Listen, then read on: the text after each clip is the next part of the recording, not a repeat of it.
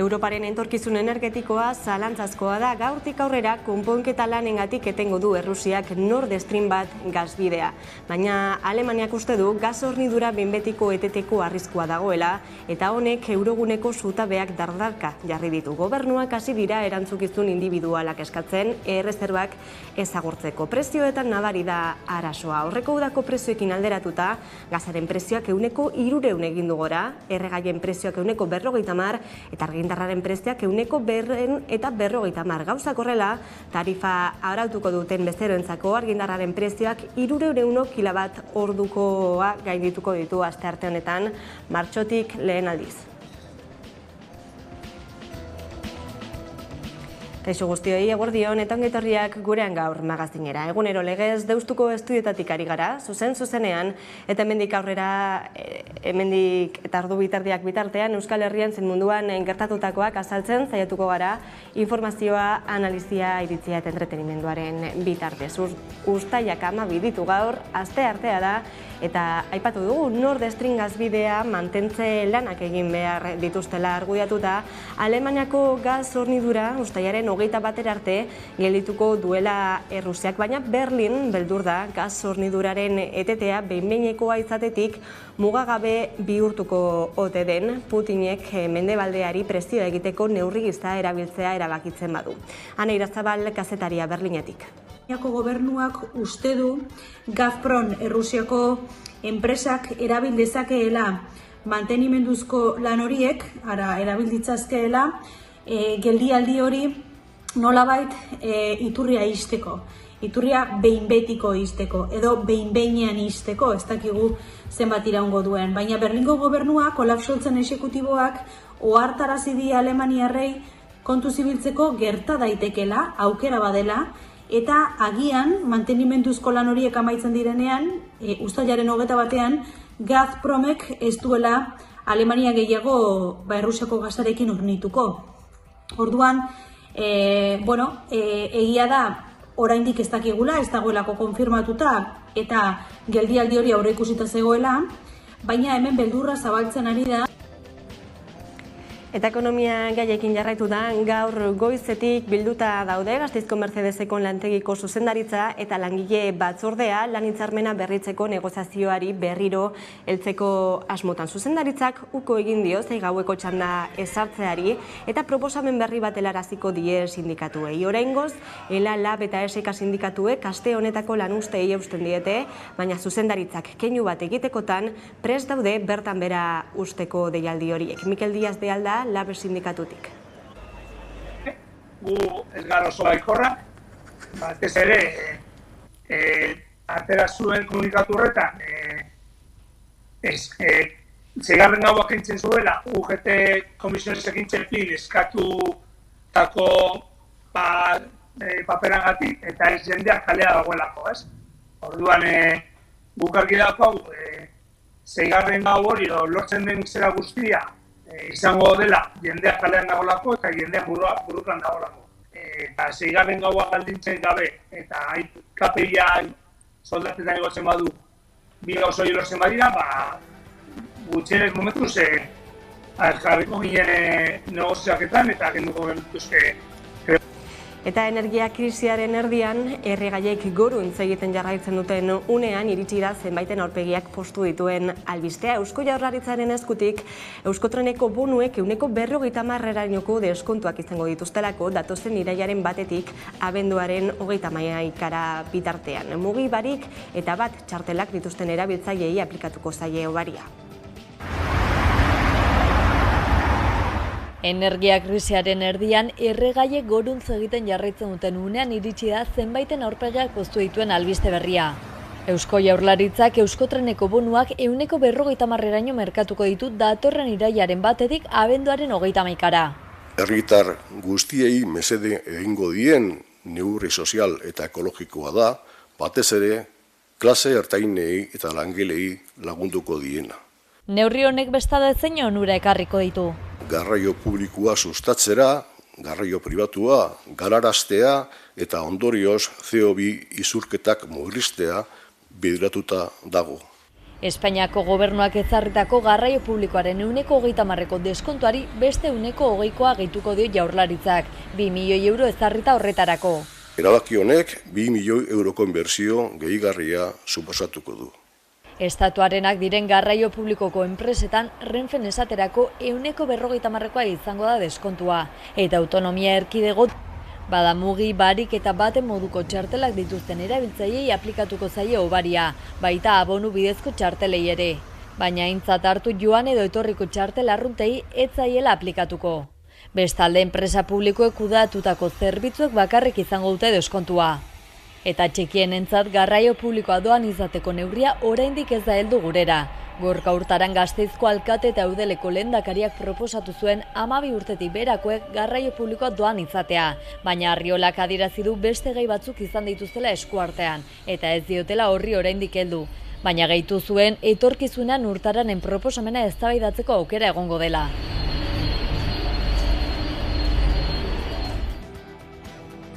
Beste gai batzuei helduta, Sanferminek aurrera jarraitzen dute eta Iruñera bertara joko dugu. Bertan baitugu Miriam de la Mata gure lankidea. Nolakoa izan da gaurko entzierroa, Miriam? Bai, gaur Sanferminetako 6. entzierroa izan da eta Jandilla ganadutegiko zezenek oso arin bete izan dute haien ibilbidea. Hain zuzen ere 2 minutu eta 20 segundutan. Momentu kezkagarriak ere bizi izan dira gaurko ibilbidean, hain zuzen ere horietako bat hemen udaletxe parean izan da, zezen batek emakume bat harrapatu duenean. Bestelako momentu kezkagarria plazarako sarbidean izan da, gizon bat adarra elastikotik harrapatu dionean eta metro batzuk aurrera eraman duenean. Momentuz eta lehen balantzearen arabera 5 hartatu izan dira, bat adarkatuta eta besteak kontusioekin. Entzierroak jai giroa Sanferminetan, baina baita ere indarkeria matxistagatik jarritako salaketak asteburuan 4 salaketa jarri dituzte indarkeria matxistagatik hain zuzen ere, Miriam. Bai, Sanferminek ere berri txarrak ekarri dituzte gurera, izan ere lehenengo 2 egunetan 4 atxiloketa egon ziren eraso sexistengatik eta igandean beste 2 salaketa egon zirela jakin izan dugu. 4 emakumek salatu dute Sanferminetan ziztadak jaso dituztela eta horren ondorioz zorabioak. Foruzaingoak ikerketa abiatu du sumizio kimikoko kasu horiek ikertzeko, momentuz emaitzek negatibo eman dute, baino hala ere Enrique Maia Iruñeko alkateak esan du egoera oso kezkagarria dela eta oso adi jarraituko dutela. Atzo bertan ere jakinarazi zen emakume batek bortxatu dutela salatu duela eta Iruñeko alkateak aurreratu duenez bortxaketa hori Larunbat gauean izan zen Mendillorri auzoan. Gauzak horrela Iruñerriko mugimendu feministak gaur 5:00 elkarretaratze zaratatxoa antolatu du Gaztelu plazan. Eta Kuria kalean izandako istiluengatik Espainiako poliziak beste 4 pertsona atxilotu ditu, Miriam? Bai, momentuz 8 dira atxilotuak Sanfermin eguneko prozesioan izandako istiluetan ustez parte hartzeagatik.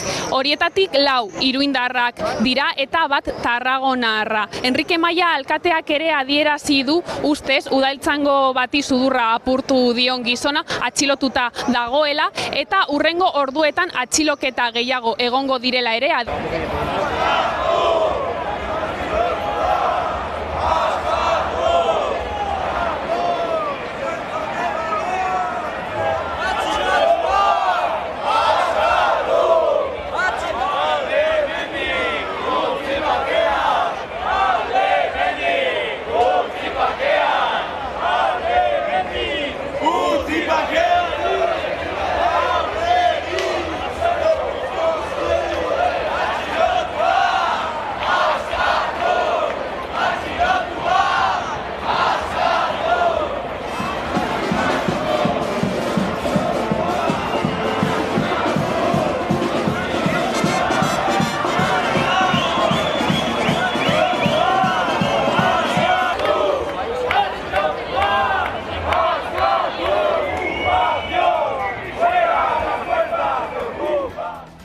Eta politika alorrean, Espainiako Kongresuak ostegunean bozkatuko du memoria demokratikorako legea. Euskal Herria Bilduk eta Espainiako Gobernuak adostutako zuzenketei esker memoria gune bilakatuko dituzte Ezkabako gotorlekua eta Donostiako Lakumbre jauregia. Gaur Madrilgo diputatuen Kongresuan abiatu del nazioari buruzko eztabaidan tokia izango du gaiak.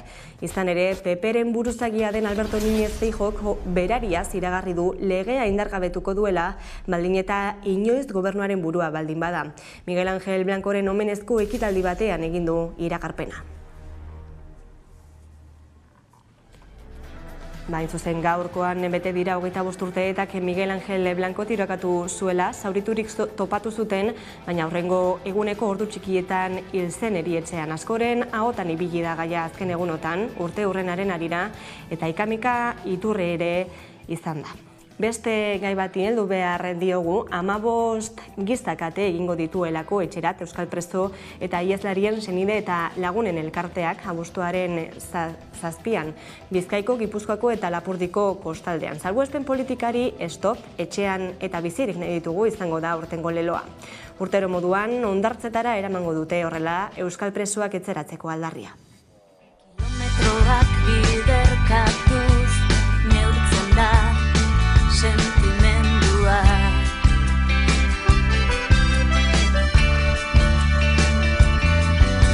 Joan etorrien minaren distantzietan arakatuz, etxekoak etxekoekin etxean kalean etxera.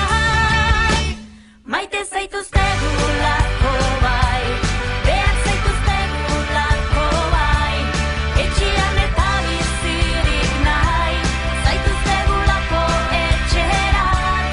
Maite zaituztegulako bai, behar zaituztegulako bai, etxean eta bizirik nahi, zaituztegulako etxerat. Eta Sortuk eta Afrika United Nafarroa elkarteak muga arrazistak salatu eta bidazoa gurutzatzen hildako pertsonak gogorarazite dituzte Irunen.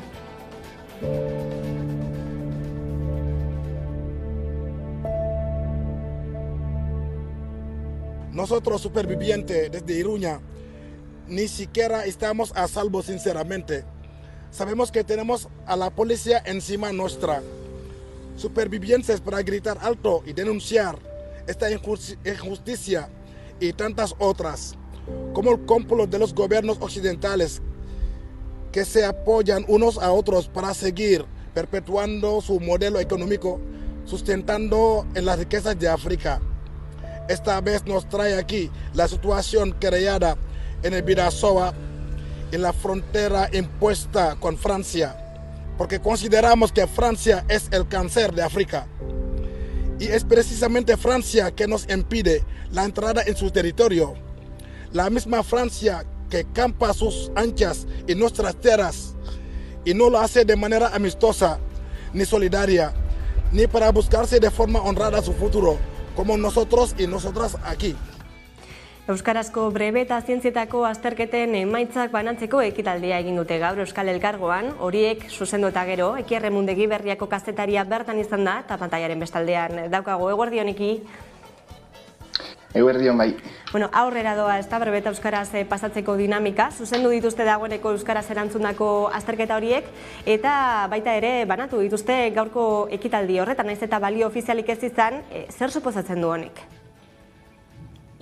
Zuk erran duzun bezala, joan den astean antolatu zuten zuzenketa Euskal Elkargoaren babesarekin, jakin behar da azken urteetan sortu den gatazkaren ondorio bat dela, eta gaur berean ere Peio Jojasugia Seaskako lehendakariak biziki ongi esplikatzen zuen.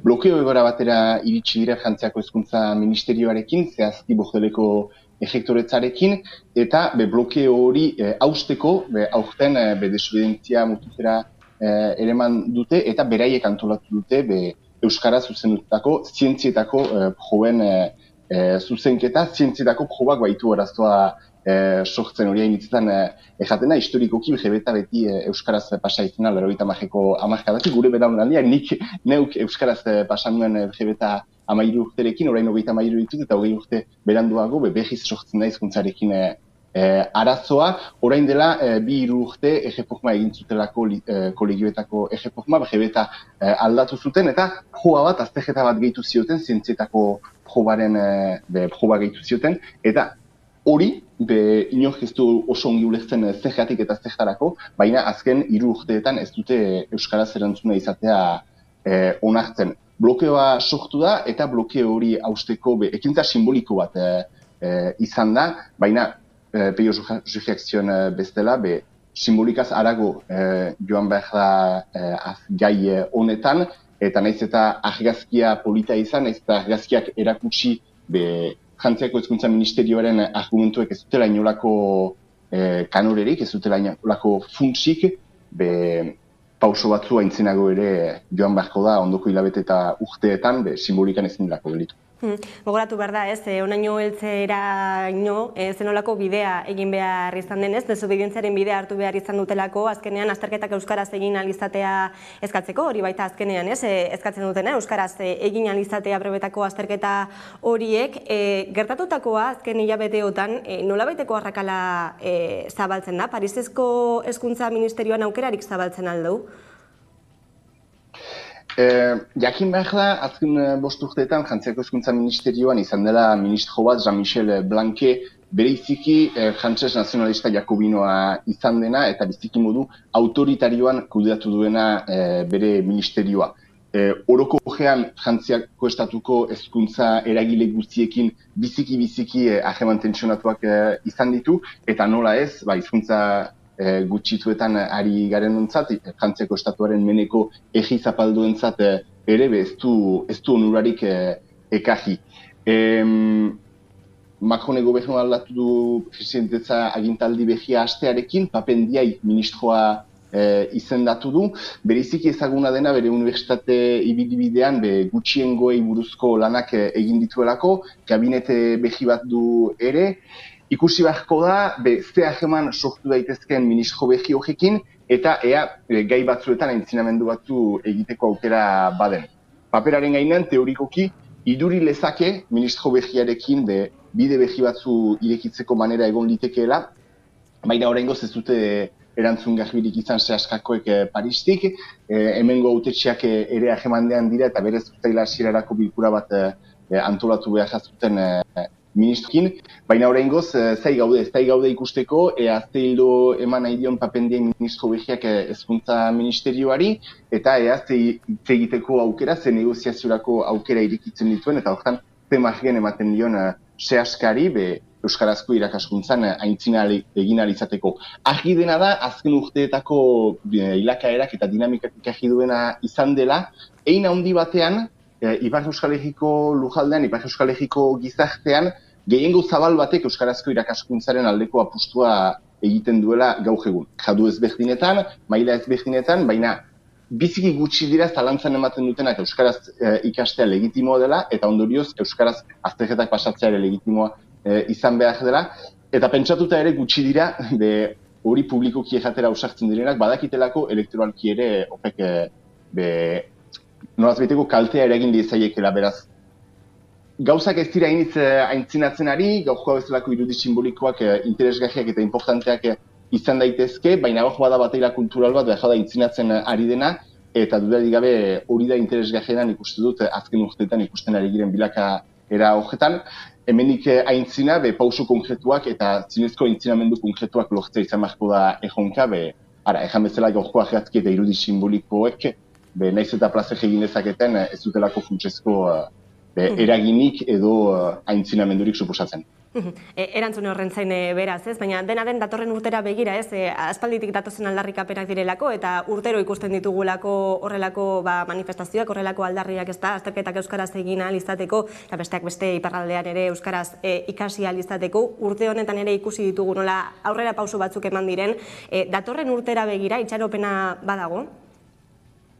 Gauzak aldatuko direnaren itxaropena? Itxaropena baden ez dakit, baina behar da bestela ere itxaropenik ez palin bada ez delako aintzinatzeko manerarik. Agintaldi hasieran da Frantziako gobernua, 5 urteko epea du, eta Macron hemendik 5 urteren buruan ez da behiz aurkezten ahalko. Ikusi beharko da, ea legealdi osoa egiten duen Frantziako Asambleak ere, Frantzian sortu den dinamika politiko aski nahasgarria baita. Nik uste dut esperantza izan daitekeela aintzinabendu batzuetarako, arrazoi ezberdinengatik. Azken urteetako bilakaerak hortara daramalako eta zinez badelako ez ulertze bat Frantziako gobernuaren itxikeriari begira. Jakin behar da, hemengo gehiengo sozial batek eta hemengo hautetxeen gehiengo batek babesten dituztela sehaskaren aldarrikapenak. Eta justu da hontan, ondoko asteetan, ondoko hilabeteetan, irailerako sehaskak, Frantziako Hezkuntza Ministerioak eta EEP Euskararen Erakunde Publikoak ondoko 3 urteetarako hitzarmena izenpetuko dute. Aintzineko 2009an izenpetu zuten eta ikasturtea bukatzearekin bukatuko da.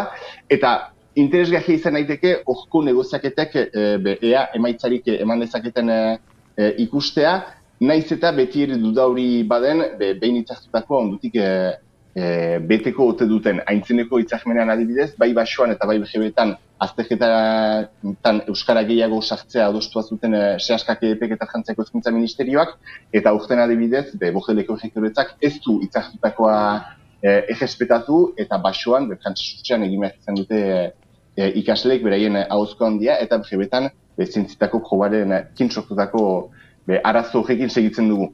Beraz, ikusi beharko da, argi dena da, gauzak mugitzekotan mugituko direla, mobilizaziotik eta desobidentziatik sehaskak eta sehaskare sustengatzen dutenek emango dituzten pausoetatik.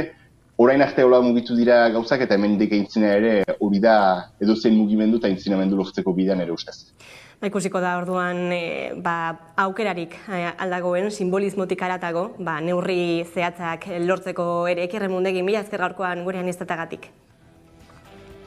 Mila esker zei gomidagatik, kanongi.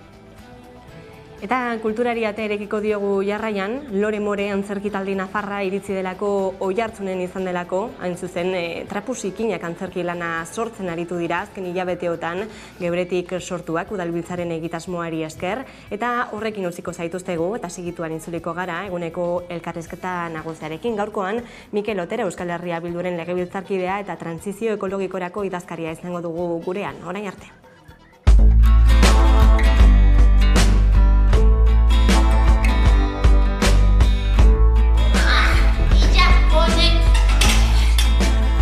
Eta entzuten ditut lagunen ahotsa. Ikuina hau kontatzen zuten ahots batzuen arabera. Txanogoritxu, ez zuen ahiztariak salbatu. Ibai ertzean, arropa garbitzen zeuden andre batzuek baizik.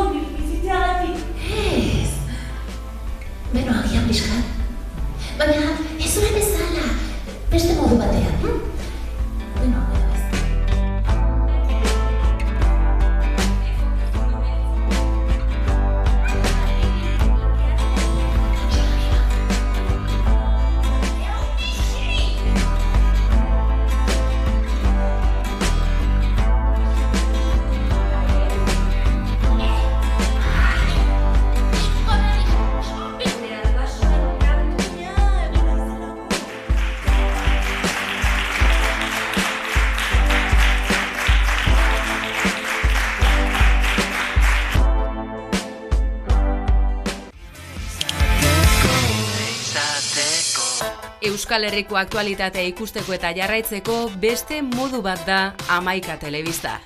Eguneroko gaiak alde batera utzi gabe, itzalean direnei arreta eskainiz eta tartea emanez. Errealitatearen 11 alde ikuspuntu guztiak kontuan hartuta. Gertatutakoa, zuzenean eta eskura. Noiz nahi, edonon eta euskarri guztietan gainera. Telebista egiteko beste modu bat posible delako. Euskaraz, gertutik eta konfiantzaz. Egin dezagun, bat izan, 11 egin. Iso, hementxe gaude 11 telebista San Ferminetan, zehazki Iruñako Foru Enparantzan, eta gaur badaukagu gaur goizean herri kirolen txapelketa, goazen ikustera!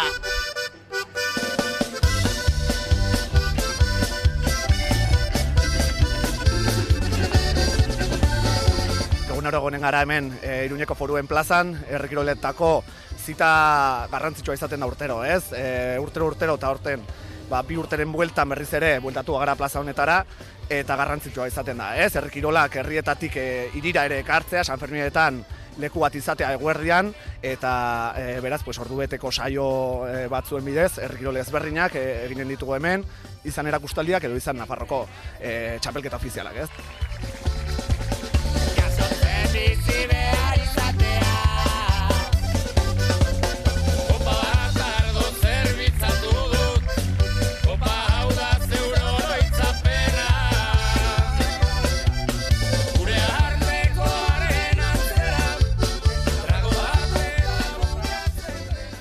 Gaurko txapelketatik hasi espero duna ondorengo bazkaria. Txapelketa ja, aber zer moduz joten den. Eta ja entrenatzen egon duganez, ja honekin bukaera emango diu. Eta honen ondoren ja badaukiu plana, osake egun politxe espero du gaurko. Guretzako maila nahiko altua da. Osea, geratuko gara lehenengoak, baina atzetik hasita igual. Gure intentzioa da parte hartzea, eta emakumezko bikote gehien ateratzea, hori zen intentzioa, eta ez da egu importa. Irabaziko bagenu, primeran, baina badaki. Baina ez da kasua, gero daukagu bazkaria, así que ospatuko dugu ospatu beharrekoa.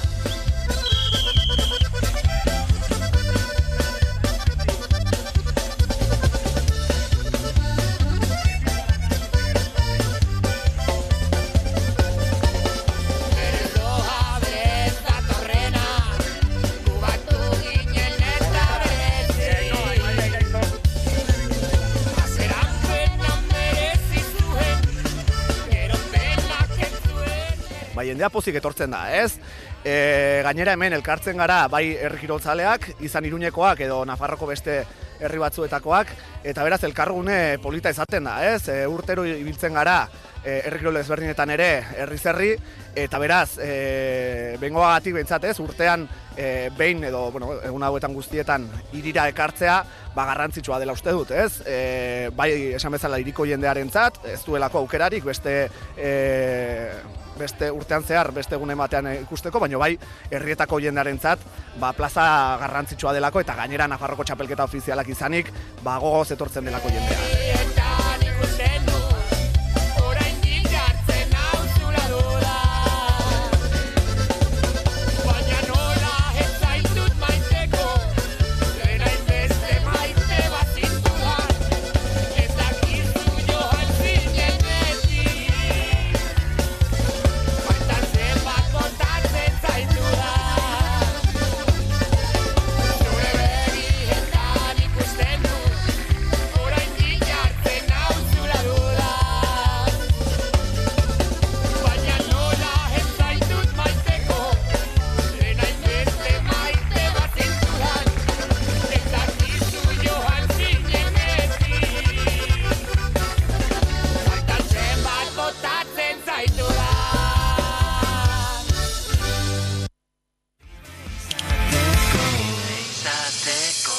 Euskal Herriko aktualitatea ikusteko eta jarraitzeko beste modu bat da 11 telebista. Eguneroko gaiak alde batera utzi gabe, itzalean direnei arreta eskainiz eta tartea emanez. Errealitatearen 11 alde ikuspuntu guztiak kontuan hartuta.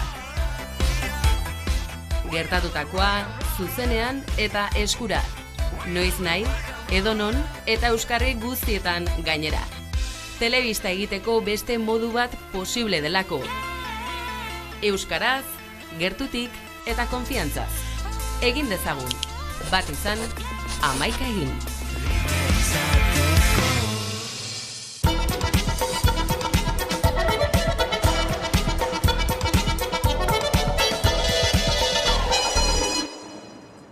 Eta egunero legez eguneko elkarrizketari ate erekiko diogu, eta horretarako gaurkoan gurekin daukagu Mikel Otero, Euskal Herria Bilduren legebiltzarkidea eta trantsizio ekologikorako idazkaria. Eguerdion.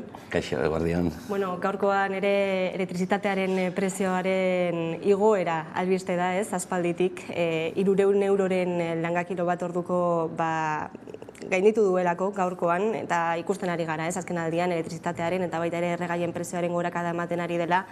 Eta bitartean, nolakoak izaten ari dira enpresa energetikoen irabaziak? Bueno, ikusten ari gara, ez da, lekuan leku, Europako leku ezberdinetan egoera desberdina daude, baina Estatu Espainolean argi dago, enpresa energetiko handiak eta elektrikoak bereziki irabazi errekorretan daudela, prezioak ere errekor momentu batean daudenean balantzeak ikusi ditugu, Iberdrolarenak eta abarrena, baina baita ere Repsol eta beste elektrizitatea jomugan ez duten beste enpresa batzuk ere hor ditugu. Beraz, momentu errekor batean daude bereien irabaziak, hori argi dago. Europa mailan kezka nagusi da energiaren alorrean, gerra ekonomiaz ere hitz egiten hasi dira agintari batzuek, Alemanian esaterako ohartarazpen batzuk edo gomendio batzuk eman dizkiete herritarrei, besteak beste dutxa laburragoak ematea, kotxe gutxiago erabiltzea, zein norabidetan doaz horrelako gomendioak? Kontutan eduki behar da, Europa osoan energiaren arlotik egoera nahiko zail edo kritiko batean gaudela, ez da?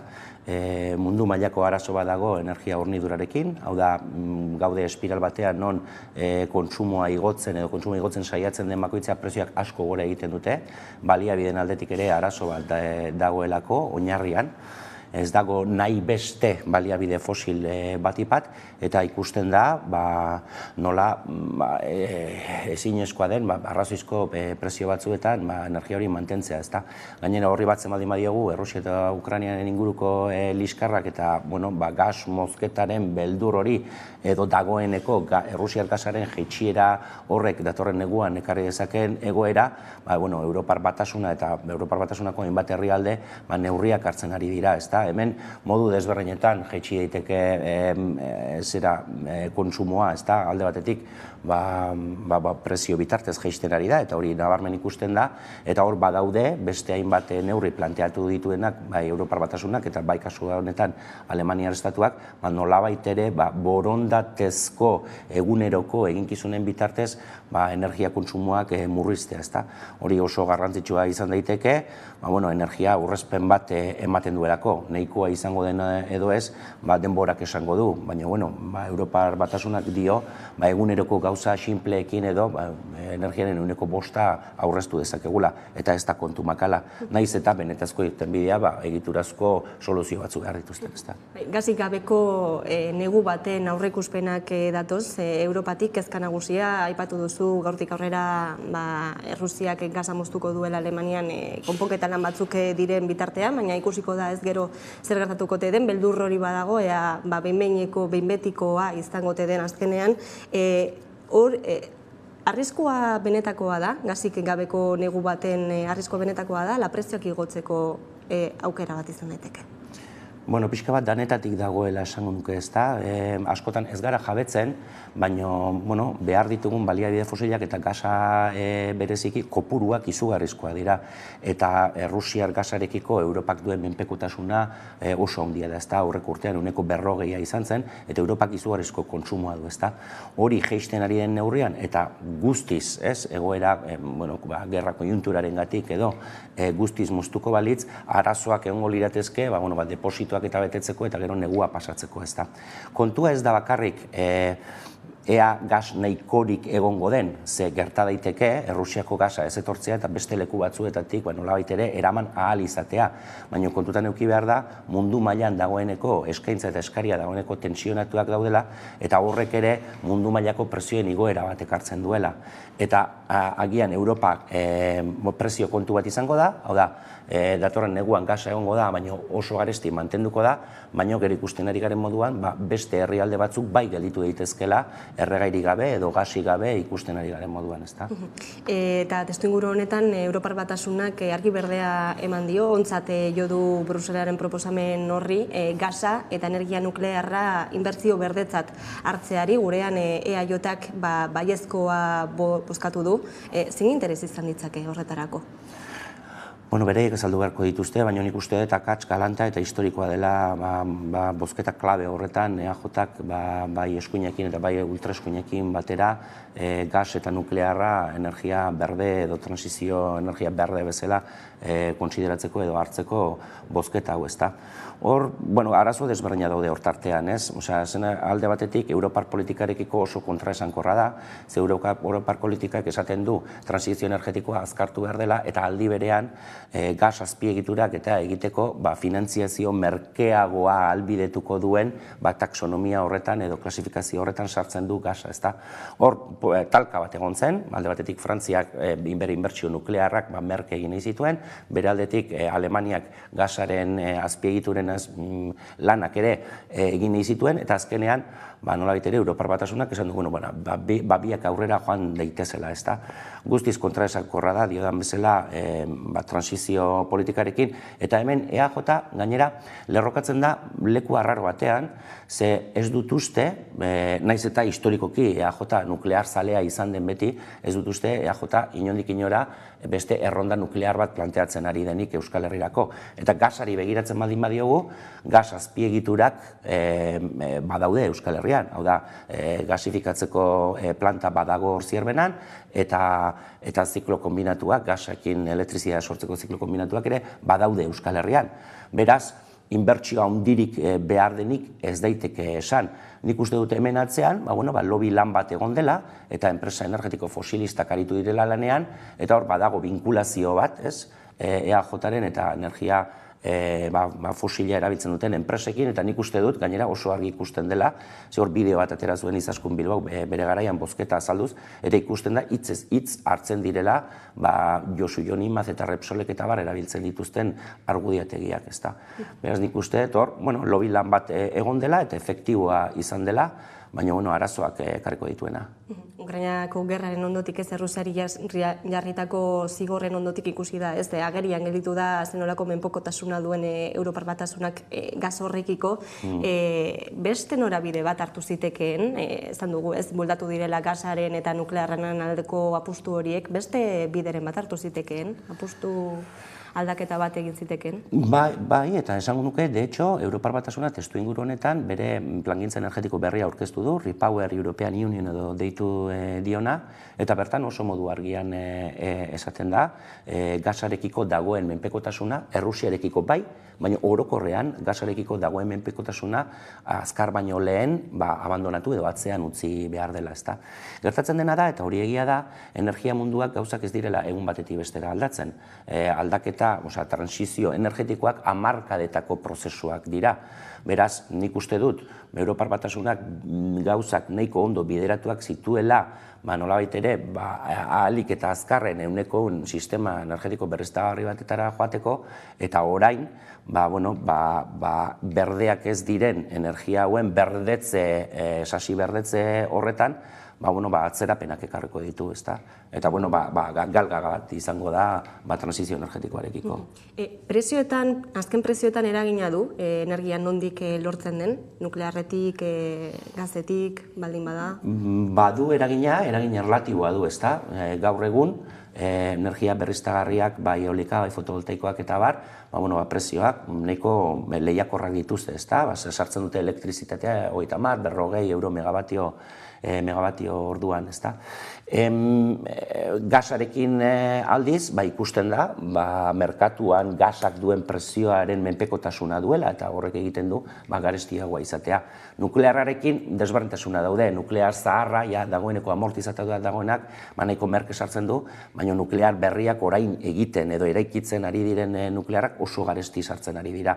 Beraz, badago diferentzia bat, eta badituzte arazoak baita ere. Hau da, nuklearrak eta gasak eta hidroelektrikak nolabait ere estabilitate bat ematen dion sistemari, egia da beste berriztagarrie, eolikak eta fotovoltaikoak eta inestabilitate bat ematen diotela, izia ez dagoenean, eguzki ez dagoenean ez dutelako sartzen, ezta? Eta hori nolabait ere konpentsatu behar da, eta hori konpentsatzeko beste sistema batzuk garatu behar dira eta horrek ere garestituko luke. Baina edozein kasutan nik uste dut oso argi dagoela, hori aspaldien esan da dukagu, hemen energiaren prezioan elementu zentrala prezio finkatze sistema dela. Hau da, energia guztiak pagatzen direla garestienaren prezioan.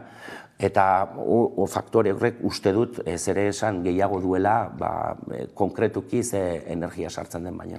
Energiaren prezioaren murrizte aldera ere proposatu izan duzu, ez? Energia sistema publikoa eratzea. Bai, nik uste dut garrantzitsua dela energiaren munduan gu guztiok ere jabetzea nolabait ere gure norbanako joera edo jarduera sozial edo jarduera ekonomiko guztiaren atzean energia dagoela. Aurre baldintza bat da, ezta? Eta beraz, zentzu horretan, oinarrizko gai bezala kontsideratu beharko genuke, ezta? Oso ohitua gaude osasungintza edo hezkuntza edo inkluso etxebizitza politiketan arlo publikotik gure sistemak garatuak edukitzea, esku hartzea eta aldiz sistema energetikoan ian dena esku pribatuetan dago. Eta horrek eragina handia dauka, ze enpresek azkenian, enpresek egiten dute, eta da, ahalik eta irabazi gehienetara bideratutako sistema edo politika energetiko batzuk bideratu, ezta. Nik uste dut, ongizatea bermatzeko energia oinarrizko elementua den neurrian, eta hala da, joerak edo izan beharko duela nahita ez, publifikatze prozesu batzuk eta arlo publikotik esku hartze sakonago bat izatea, behintzat guztiontzako gutxiengo batzuk, bizitzeko beharrezkoa diren gutxiengo batzuk, arrazoizko prezio batzuetan izateko, ezta. Hori bai, beti ere kontutan izan da, energia arloan gauzak gero eta zailagoak izango direla, ze baliabide fosilen menpeko gara, eta izaten jarraituko dugu, eta baliabide fosilen agorpen zantzuak ere badaudela, eta nolabait ere guztio kontziente izan behar dugula, baliabide energetikoen xautzeen garaia nolabait ere amaitu dela, ezta? Baina hori bai, publikoki kudeatuta, eta irabaziak emango baldin baditu, guztiontzako onura ekarri dezatela, ezta? Horri tiraka, Frantziar estatura begira jarri dira asko, iragarpen bat egin duelako, elektrizitatea publifikatzeko asmoa ikustarazi duelako, baina horren atzean ez, erabaki horren atzean zer egon daiteke, nola ikusten duzu erabaki hori? Kontutan eduki behar da, Electricité de France enpresa dagoeneko azken esku hartze honen aurretik, orain ehuneko publiko izango da, baina aurretik ehuneko 84 edo 85 dagoeneko publikoa zela, eta horrek ahalbidetzen zuela estatu frantsesa nolabait ere prezioen inguruko kontrol bat izatera, neurri batetaraino behintzat. Zentzu horretan, ehuneko 100 pasatzea albiste ona izan daiteke, ze oraindik arlo publikotik kontrol gehiago izango delako. Baina badago beste arrazoi bat, kezkatzen gaituena, arrazoi ezkutua edo gutxiago hitz egin dena, eta da Electricité de Francek pasibo bat edo zor handi bat duela, 53.000 milioi eurotakoa, eta orain Frantziako parke nuklearra pixka bat zaharkitua gelditzen ari da, inbertsio handiek egin behar dira, gaina apustu nuklearrarekin jarraitu nahi dute eta nuklear berriak ireki nahi dituzte, eta hor ere 50.000 milioi euro baino gehiagoko inbertsio bat egin behar dute. Eta nolabait ere, esku pribatuetan edo alde pribatuan zegoen parte horretan, inbertsio pereza pixka bat ere bazegoen ze irabaziak ez dira argi ikusten, ezta. Beraz, badu zati eskutu edo ilun hori kezkatzen gaituena, baino albiste ona ere bada publikotik kudeaketaren areagotze bat ekartzen duela. Eta elektrizitatearen prezio altu horien aurrean ere autokontsumoaz ere hitz egiten ari da azken aldian asko. Zein ibilbide du edo zein prozesua dauka horrek? Nik uste dut, energiaren garestitze honek ere autokontsumorako grina edo interesa asko piztu duela, ze orain arte pixka kontzientzia gehien zuen jendeak egite zuen, eta orain ja kontu ekonomiko hutsa, ez bakarri, baina kontu ekonomiko garrantzitsu bat izaten ari da, ze autokontsumoa ipintzen duenak ikusten du egun batetik bestera bere faktura nola 130, 140 jaisten den, ezta. Nik uste dut autokontsumoa etxeetan, administrazio publikoan eta enpresetan garatu beharreko kontua dela, energiaren demokratizazio bat ekartzen du, energia barreiatzen da, eta gertuan gertuko edo tokian tokiko baliabideak aprobetxatzen dira, eta nik uste dut lehentasunezko kontu bat dela. Hori bai, kontutan eduki behar da baita ere, kontsumitzen ditugun energia kopurua kontutan hartuta, autokontsumoaren bidetik kontsumitzen dugunaren 100 bat eta ez oso handia lortuko dugula. Hau da, zuk zure etxean kontsumitzen duzun elektrizidadearentzako, agian plaka sorta txiki bat jarretan nahikoa izan duzu. Baina orokorrean jendarte bezala edo gizarte bezala kontsumitzen dugun horri, autokontsumoak ekarpen bat egin dizeuke, 10%koa edo horrek esan nahi du, beste guztia, beste nolabait konpondu behar dela, eta, konpontzeko beste modu batzuk daude, eta da, alde batetik kontsumoak asko murriztu behar ditugula, eta beste alde batetik, beste eskala bateko proiektu berriztagarriak ere behar ditugula gure herrian. Aipatu duzu aldaketa bat eman behar dela ez, norbanakoan eta bizi ereduan ere, ikusten ari gara Europa mailako arazoa ez dela energiarena, mundu mailakoa baizik, azken aldian hainbat iraultza piztu direlako horrekin lotuta, beraz, inflexio puntu batean gaudela daiteke? Esango nuke, baietz, inflexio puntuak, orain kojuntura oso berezia bizi dugu, ze, karo, Errusia dago tartean eta Errusiarekiko santzioak eragin bat izaten ari dira, eta Errusiar baliabideak gazaren arloan adibidez munduaren 20% baino gehiago dira, hau da pila bat da, eta horrek ere tentsio berezi bat eman dio gure egoera energetikoari mundu mailan, baina egia da baita ere horratzean beste sakoneko arrazoi batzuk daudela, ezta? Eta, 2010 urtean dagoeneko nazioarteko energia agentziak esan zuen, baliabide fosil ohikoak edo merkeenak edo ateratzeko errezenak direnak ja dagoeneko bere gailurra jo dutela, eta nik uste dut hortik ja dagoeneko beste paradigma batean sartzen ari garela. Esan dizudan bezala, hamarkadatako kontuak dira aldaketa horiek, baina orain arte, nik uste dut, bizi izan baldin bagara, energiaren afera edo kontua gure bizitzetan, kasu handirik egin gabe, hor alboan zegoen zerbait, eta beti bermatua zegoen zerbait zela uste bagenuen ere, argi dago, energiaren papera eta energiaren pixua gizarte honetan beti izan duena, baina orain arte ikusezina izan dena, nik uste dut orain ikusgarri bihurtu dela, eta datozen urtetan ikusgarriagoa izango dela, ze tentsio hauek ez badira egiturazko aldaketa batzuk egiten, eta jarraitu nahi baldin badugu planeta mugatu batean, hazkunde mugagabe batekin, hori tentsio horiek eztanda egingo dute, eta klaro, hori ez da mundu mailan modu berean, aldi berean ematen, baizik eta aurretik beste arazo batzuk eta dituzten herrialdeak domino fitxak bezala erortzen hasten dira, eta egia da, orain prozesu hori asko azeleratu dela, eta ikusiko dugu mobilizazio edo tentsio guzti hauek noraino eramaten gaituzten. Eta errotikeko baldaketa hori emateko bide honetik goazela uste duzu? Gure zenbakiak, eta ni aspaldian aritmetika kontuekin pixka bat obsesionatu da nabil, gure zenbakiak ez dira oso onak, esan nahi dut.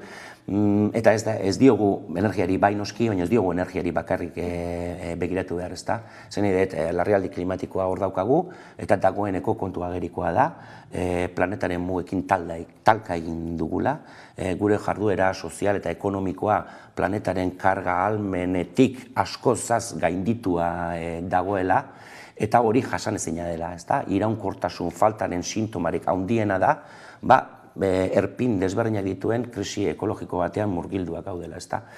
Horri buelta ematen ez diogun bitartean, hau da, nolabait ere berriro etxera itzultzen ez garrenean, hau da, modu arrazionalago batean ekoiztu eta konsumitzen ez dugun bitartean, horri buelta ezingo diogu eman. Eta gure zenbakiak ez daude lekunean, gure aztarna ekologikoak esaten du, gure konsumo maila eta gure ongizate ereduak islatu edo banatuko bagenitu munduan zehar, ia 3 planeta beharko genituzkela, eta bakarra dago, beraz, hori nahi edo ez, hor korrekzio bat etorriko da. Eta horregatik, azken aldian esaten dut, garrantzitsua dela horri aurre hartzea, eta gure bizi erritmo hori, baliabide eta energia konsumo mailari dagokionean, gure bizi erritmo hori baretzen eta lasaitzen joan behar dugula. Izan ere, 2030erako finkatu ziren berotegi efektuak nolabait lausotzeko helburu batzuk, nola ikusten dituzu? Beteko dira, berotegi efektua bertan daukagu ez, bero bolada bizitzen ari gara egunotan ere, baina oraindik ere bada ukatzen duenik, ez klima aldaketa dagoenik, nola ikusten duzu afera guzti hori? Zaila izango dela, ze dagoeneko alde batetik sortu dugun anabasa ekologikoak ekartzen duen ekaitzaren lehendabiziko olatuak edo lehendabiziko trumoiak dagoeneko sentitzen hasi gara. Gogoratu behar dugu, Euskal Herrian bertan negu honetan 3 uholde kapitulu izan ditugula, orain bero olatuak ditugu, eta guzti honek ere, guztiongan eta gure ekonomiarengan eta afekzio bat du. Eta munduan zehar, zer esanik ez, izaten ari den eraginak, ezta. Lortuko dugun edo ez buelta ematea gaiari? Komplikatua da, gauzak gehiago estutuko dira, baina aldaketak etorriko dira, nahi izan edo nahi ez izan, aldaketak badatoz, beraz, egin dezagun aldugun hobekien. Bero dago ere Madrilen, diputatuen kongresua, gai honi ere helduko diogu gaurko berria ere badelako, bertan ari direlako, estatuaren nazioaren egoeraz eztabaidatzen, eta ardatzetako bat memoria demokratikoaren legea izango da, azken egunotan arrabotsa sortu duena, batez ere eskumako Espainiar alderdien artean, zein irakurketa egiten duzu gertatutakoaz? Arrabotsa eskuinak eta ultraeskuinak egitea, nik uste dut kasu honetan, ez dela kezkatzeko kontua, guziz kontrakoa, pozik egoteko modukoa. Guk esan genuen eta esaten jarraitzen dugu, Euskal Herria Bildu akordio desberdinetan sartzen denean, jendearen bizi baldintzak edo eskubideak handitzeko egiten dela, eta gure eskuetatik pasatzen direnean akordioak eta gu kontutan izaten gaituztenean, gauzak hobetu egiten direla, ezta. Nik uste dut kasu honetan, memoriari lotutako eskubideak zabaltzeko pauso bat eman dela Euskal Herria Bilduren eskutik, hori positiboa dela iruditzen zaigu, justizia kontu bat ere badelako, eta uste dut, ekarpen funtsezkoak egin dizkiogula lege proiektu honi, adibidez, epe mugaren zabaltze horretan, ezta?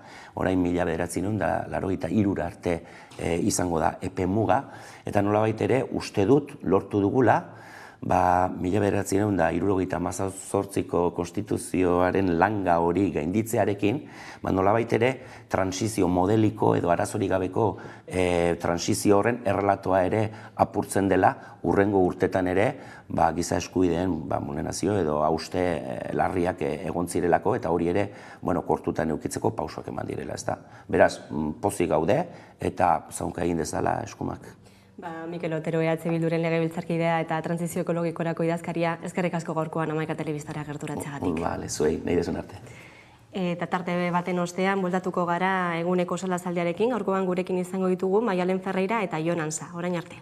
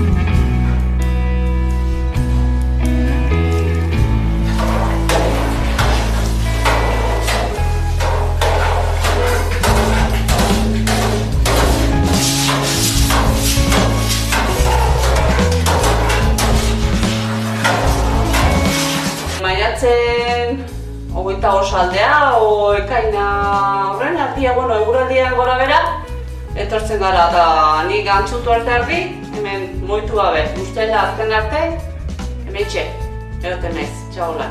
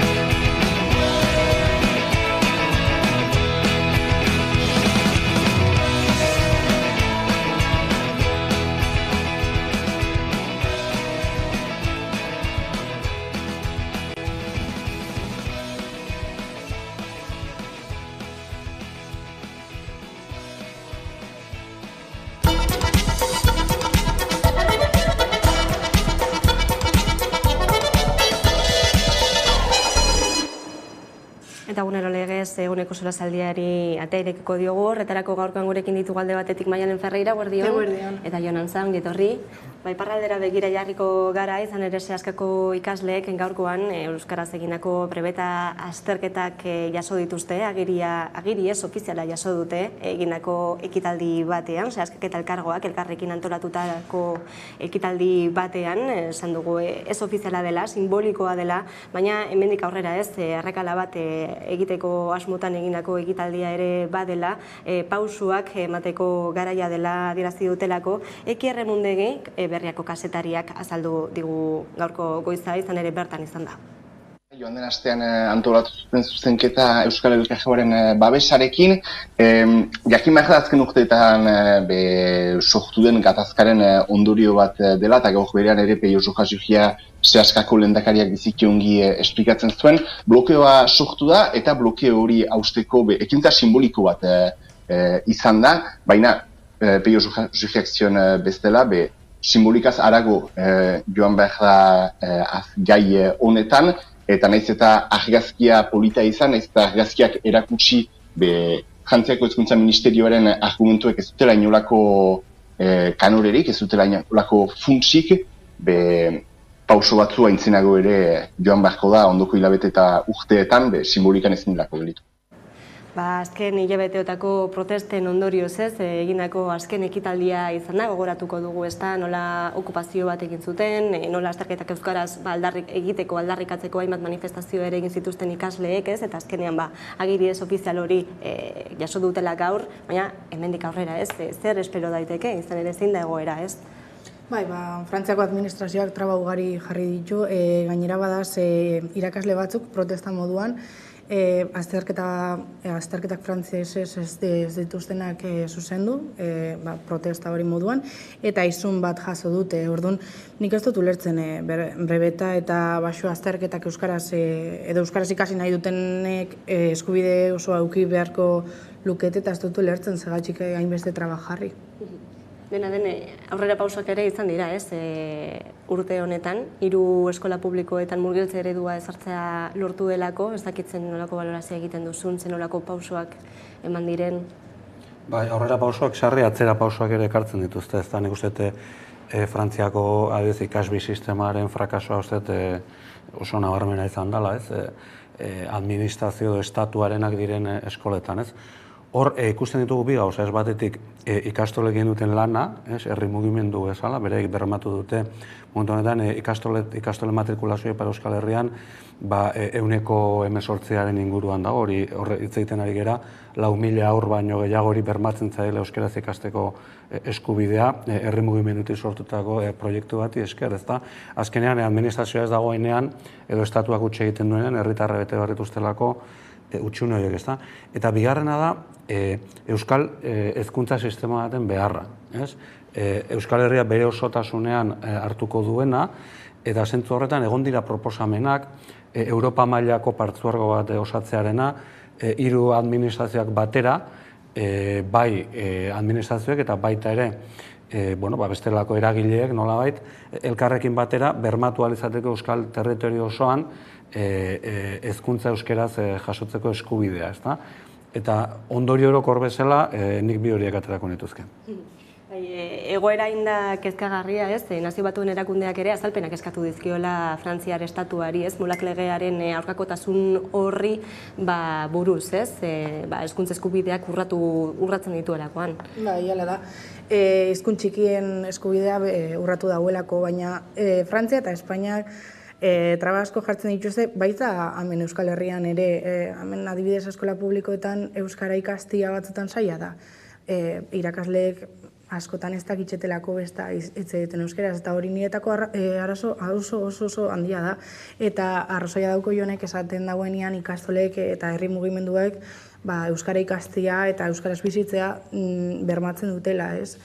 eta hori nire ustez estatuak egin beharko luke, baina ez dago egiten, orduan.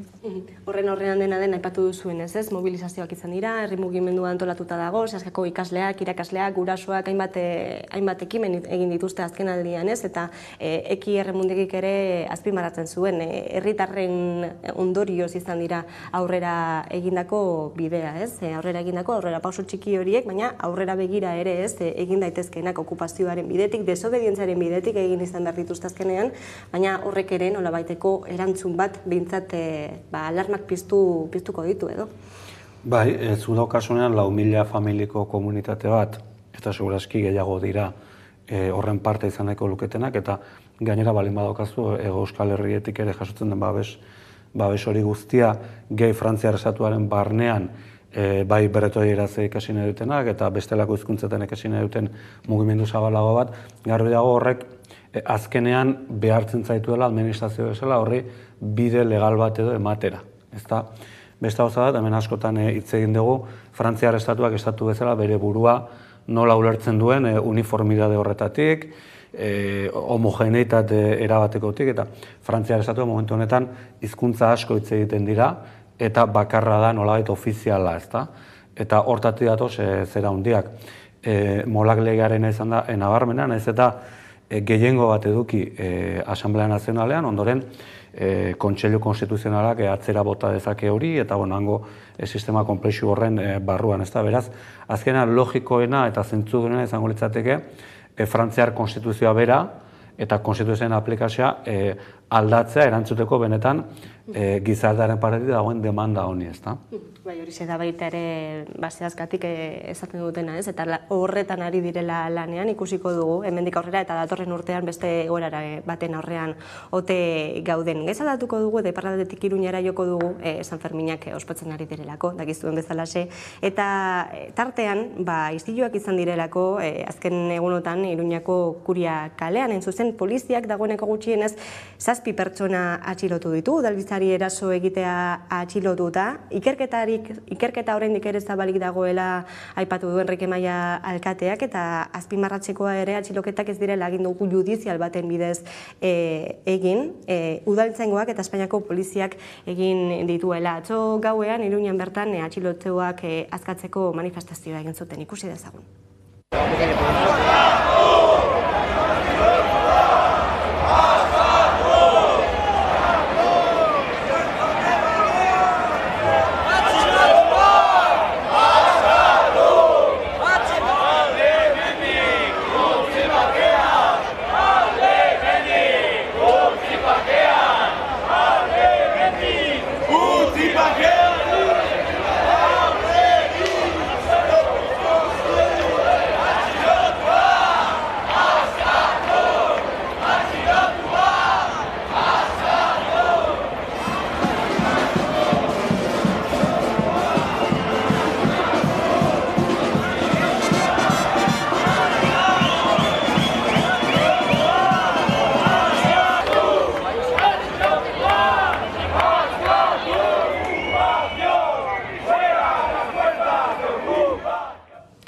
Nola baloratzen duzue, nola ikusten duzue gertatutakoa? Izan ere, entzun dugu baita ere Enrique Maia alkatea esan ez, antolatutako eraso bat izan zela, nola baite Euskal Herria Bilduri egozten, ez?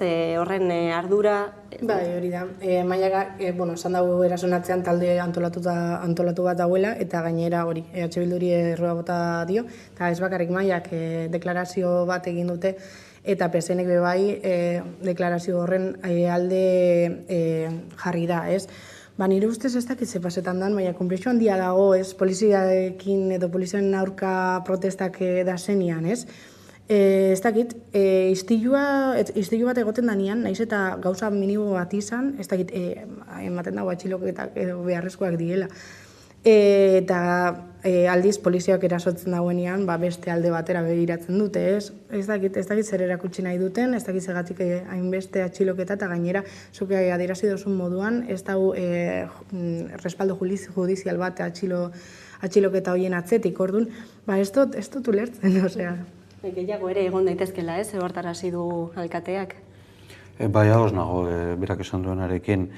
Horra da, bi momentu edo, ez da, bata da, agresio bat gertatzen den momentua, edo eraso bat gertatzen den momentua. Kasu honetan gaina, badirudi erasoak bi norabideetan gertatu direla, ez norabide bakarrean, eta hori da atal bat. Eta ero dago hori nola esfera politikora edo eraman nahi dan, eta hortik ea batek etekin politikoren bat edo ateratzen duen, eta norabide horretan segurazki kokatu behar dira, bai Maia Alkataren adierazpena jakina, gainera joan da pixka aldatzen bideoak aterala, adibidez Asironi leporatzen zion, ez dakit hori txalotu izan, edo horrelako zerbait, eta bideoetan ikusten da, Asironari zala jendea lasetu nahian, eta bar, ez? Orduan, bigarren horrek esplikatzen du hori, eta baita ere, segurazki, logika horrek, espiral horrek nolabait eskatzen du atxiloketak egotea, atxiloketa gehiago egotea, ze horrela gaia jarraitzen du pixkat marko horretan kokatu, ez da, nolabait, ez dakit hori, eraso violento baten inguruan, eta baita ere biktima bezala agertzen denak, hortik batekin politikoren bat ateratzeaz. Hori izango nuen, ez? Erabilera politiko bat egiten ari dela gaiaz, hori ala ikusten duzuzuk ere, Maialen? Nik uste dut baietz,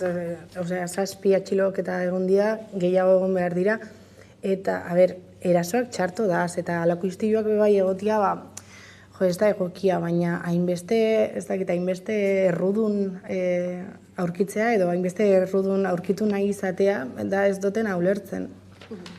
Ikusiko dugu epaiketa egiten denean, zenolako ebazpenak izaten diren, atxilotu gehiago ere egoten diren hurrengo egunetan, eta nola askatzen den korapilo hau. Gaiz aldatuko dugu ere, eta Madrilera begira jarriko gara, gaurkoan eta 7 urteren ondoren hasi delako estatuaren egoerari buruzko eztabaida hori, neurri ekonomikoak iragarri dituela aipatuta, baina baita ere alderdien arteko arrakala horiek, koalizio gobernuaren baitan egondako arrakala horiek baretzeko edo eta alderantzizkoa izateko parada izan daitekelako, ezta? Soka luzea ekarriko du seguru asko, bertan ere hitz egiten egongo dira memoria demokratikoari den legeari buruz, azken egunetan hainbatetan entzun duguna, nola ikusten duzu zuek gaurtik hasita ekingo zaion eztabaida horri? Sánchez hasi da esaten neurri batzuk inplantatu nahi dauela, trena zerkaniaz doan, gero beka gehiago, zergak bankuegi eta elektrikei. Nire ustez, erakutsi nahi dau bere koalizioa edo bere gobernua baten sartuta dauela, ez? Eta bera esan dau, ez? Me voy a dejar la piel por la clase trabajadora, hori ontxe bertan esan dau. Egia dan, hori itxarengo, hori espero dugu nire ustez estatu honetan bizi diren isa guztioi, baina ez da horrelakorik erakutsi oin arte. Ez dakit oraindik aurrera zertxo bai aldatuko diezen gauzak PSOEn, baina esperantza handirik ez daukot. Euskal Alderdien papera nola ikusten duzu eztabaida honetan, Jon?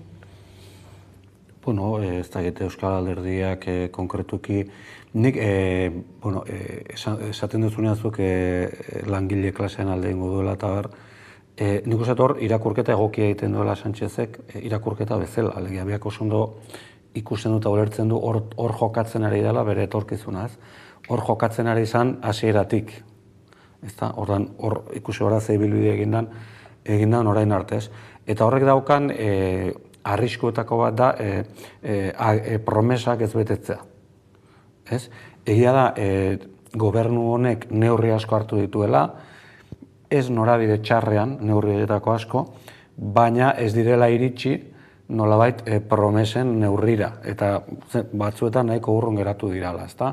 Orduan horren arabera erabakiko da, ez berak esaten duenaren arabera, baizik esaten duena eta egiten duena bat joatearen arabera. Orduan Euskal Alderdiek hori da exigitu behar dioten, alegia esaten duenak, eta egiten duena batera joate, eta momentu batean ikusten badute hori ez dela baitetzen, badagoki ere nolabait, ez ezkoa ematea, edo behintzat ahalik eta indar gehiena egitea norabide horretan. Legealdi honetan askotan entzun ditugulako ez, gobernukideak esanez konfiantza hautsi duela Sánchezek, konfiantza hori berreskuratzeko aukera du oraindik? Gutxi falta jako. Gauzia da, nire ustez Euskal Alderdiek eta ezker dazen alderdiek ez diela konforma bihar. ez dakit gauza gutxikin lortzen. Osea, saiatu behar die, Sánchezek esaten dagoen guztia, konprometitzen bada, kumplitzeko, betetzeko, ez? Eta hainbat gauza esan ditu, ez, adibidez, Memoria Demokratikoko legeak frankismoaren biktimen errolda bat eta diktaduraren biktimen errolda bat sortzia, gero 33 titulu nobiliario kentzia, horre gauzak prometitzen bada, edo konprometitzen bada hori betetzia eta beratzetik fatia, eta ez badau lortzen, eta ez badau hori egiten, edo aurrera botatzen, kesatzia eta protestatzia. Bai, ostegunean hain zuzen ere bozkatuko da, Memoria Demokratikoaren lege hori, Euskal Herria Bilduren zuzenketa batzuekin batera, ez, entzun dugu Alderdi Popularra ere, Bildu legea izendatzen, ez, eta horren aurka egiten, Miguel Ángel Blancoren hilketaren omenaldia baliatu zuen ere horretarako, nola ikusten duzue, biktimen esparru batean, ez, horrelako adierazpenak egitea, hain zuzen ere Memoria Demokratikoa hitz egiten? Bai, nik badakite biktima, kasu honetan etaren biktimak izan diren asko, pixka kokoteraino ere badaudela gauza hauekin. Bat pertsonak ezagutzen didalako, eta beste batzuk hori adirazten ari direlako, ez. Ezin da inoz gutxietxi, eskuinak erabiltzen duen estrategia hori, baina egia da ere, demorak aurrera joan ala, efektibidadea ere mugatuagoa izaten duela, ordan ekartzen duena gehiago da txarra, beraentzat ere, ez azkenean neko garbia eta nabarmenetzen delako zentzu horretan. Bildu legea bezala geratuko bada, uste mesede bilduri egiten diola, beste edonori baino lehen, ez? Gero, hausnarketa orokorra bat egin daiteke, horrelako egoerak baliatu behar dira benetan Memoria Demokratiko baten alde pausoak emateko, ez? Izan behar du, habilidade edo, kasu honetan EH Bilduren ordezkari politikoen momentuko habilidadearen arabera edo menpe egon behar du, horrek ez luke bilindatuta egon behar pakto zabalago batzuen baitan, ezta? Beti, albiste honekin ere, beti ere, hausnarketa horiek ere egin behar ditu, eta hori da daukagune realitatea, oinarrizkoak diren gauzak, oraindik ere negoziatu behar direla horrela, gabeko amaiketan eta gobernuak ahuldadean dagoelako, ezta? Bai, ematen dago, nire ustez, igual, oinarrizkoak diezen gauzak edo lege batzuk aurrera estatuak eta herrialde honek behar dituenak ematen dago ez dituzela nahi aurrera botatzea EH Bilduk proposatzen dauelako, ez? Espainian konplexu handia dau EH Bilduk esaten dauen, baina gauza guztiekin eta hori ikusten da komunikabideetan eta eskerrak diezen hainbat komunikabideetan ere, ez? Eta hori niretako da, ez dakit, denontzako aurrera pauseak badia, ez da importa zeinek esaten dagoen ala zeinek ez. Dena den, eta orokorrean ez, zer nolako ikuspenak egiten dituzue aurretik dituen 3 egun hauetan, Madrilgo eztabaida horretan? Oso luziak izan behar diela, saiak, asko kostatzen diela kongresuan batera fatia, ere bai oso zaila da inkluso gobernu barruan, danak batera fatia, eta, ez dakit, nire esperantza asko ez daukot, baina, baikorra naiz, pixka bat bai. Legaldiaren amaiera nolabait ere baldintzatu dezakelako, ez? Zenolako emaitzak izango dituen eztabaida honek, ez? Diskurtsiboki nor gailentzen den edo? Ni pozten ez baikortasuna ekartzearekin maiontara, ez nire baikorra izaten ez normalean. Azteko Feijóo eta Sánchezen arteko buruz-burukorik ez da egongo. Badirudi Alderdi Popularrak nolabait erronka gota diola senatuan egiteko, aurrez aurreko hori, beraz, bitxia izango da. PP-tik kuka gamarra ibiliko da, eta suposatzen da Sánchezentzat aukera polita dela, ez besteak beste, hemen oso ondo aipatu dituzuen neurrioetanak iragartzeko, beraz izango da, batez ere nik uste dut, akatsik egin ezean gobernuarentzat nolabaiteko aukera bat, ez? Eta Alderdi Popularrak nahiko du irudikatu inflexio puntua dagoela, gobernu hori bukatuta dagoela, ez daukala inongo aukerarik eta etorkizunek, eta ziklo berri batera nolabait goazela, ez? Gero egia ikusi barko da, ezkerrak hartzen duen papera, alegia Alderdi Sozialistatik ezkerrera dagoen espazio horrek edora den alderdiek hartzen duten papera, zeren ez daukate bat ere erresa, alde batetik gobernuak egin duenak, berari ere badagokiolako, gobernua babesten dutelako eta gobernuko parte direlako, baina beste alde batetik jendea mobilizatu nahi balen badute hautesontzietara, nolabait ere kritikotasun bat ere agertu behar dutelako. Ez da, beraz, oreka hori, nik uste kasunetan Podemosi batez ere zaila egingo zaiola, eta ikusiko dugu aber lortzen duten. Bai, zuzen ere, Sanchezi kritikatzen zaiolako, ezkerreko alderdien aldetik ez, eskumanantzako bidea hartu izana ez, eta ezkerrerantza bueltatzerako neurriak hartzeko aukera duela orain, baina eta horrenekin lotuta ez, iragarri berri dituen neurrietako batzuk, baina ikusiko dugu ez denolako irismena izango duten horiek ere ez, legealdian zehar ere iragarri dituelako neurri batzuk eta azkenean ez direlako izan hainbesterako, ez? Berak lehen aldi batean, ez? Aurkeztutakoak bezala. Bai, alatxe da, eta gainera nire ustez ezkerreko gobernu bat ez dela, erakutsi da, ez? Ni jonekin bat nator, hau gobernurako eta Pedro Sánchezako oportunitate bat da, eta aprobetxau behar dau, bestela, igual ez dakigu zer pasauko da, ez? Igual PP alda gobernura llegau edo ez dakit gobernu progresista ezain beste, baina progresista honek aldauken du. Orduan, beretzako oso aukera berezia da eta aprobetxauen bidau. Zepe gehiago egitzeko? Bai, ez ados nago. Hor, nolabait, esaten da bipartidismoa itzuliko dela, ez da? Ez dakit, nik uste dut ezetz. Nik uste dut bipartidismoa da sistema politiko bat, non bi alderdien arteko alternantzia dagoen, eta bi alderdien nolait zentrorantz jotzen duten, zentroko boto emaileen bile. Ez dago benetan, baina gai nagusietan konsensua dago bi alderdien artean. Kasu honetan nik uste gehiago bi blokismo moduko bat dagoela Estatu Espainolean, eta bi bloke horien arteko kompetentzia bat dagoela. Alderdi sozialista saiatzen ari da, bipartidismoa, alderdi sozialistaren ametxe ezea da bipartidismoa, ez? Hori benetan, sakonean hori nahiko luke. Baina realitateak dakar blokeen arteko zera bat, eta PSOE derrigor blokeen arteko lehia horretan kokatu behar da, edo bere bazkideak bilatu behar ditu ezkerrean eta independentisten artean. Eta hori da momentu honetan beste erremediorik ez duen bide bat beretzat, ez? Bai, gainera, eztabaida hau amaitzen denean, Pere Aragonez, Kataluniako presidentearekin batzartuko da. Ikusiko dugu hortik ere zer ateratzen denez, oraindik ere Pegasus auzia bat artean dagoelako, erantzunik gabe, eta Kataluniako aferari ere irtenbide bat nola eman ere, izango duelako erronkatzat, Sanchezek egun hauetan ere. Hemen utziko dugu, gaurko solazaldia, mila esker, Maialen Ferreira eta Jonantza, gurean izateagatik, eta jarraian eguneko albiste nagusiak Karolina Suarez lankidaren eskutik, ondo izan. Iepa, gu Kilimagera eta hau da gure bideoklip berria. Gatza! Gatza!